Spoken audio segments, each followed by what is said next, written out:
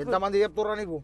ఎంతమంది చెప్తారు చెప్పు. మంచి వీడియోలే తీస్తున్నా కదండి, మంచి చెడు వీడియోలు తీస్తున్నా. చెడు వీడియోలు ఏం వీడియోలు రా? మంచి వీడియోలు చెప్పరా ఒకసారి చెప్పు. ఇన్స్టాగ్రామ్ లో లవ్ చేసిన ఆమె వీడియోలు చూసి, ఆమె స్టోరీ చూసి, ఆమె ప్రొఫైల్ చూసి లవ్ చేసిన.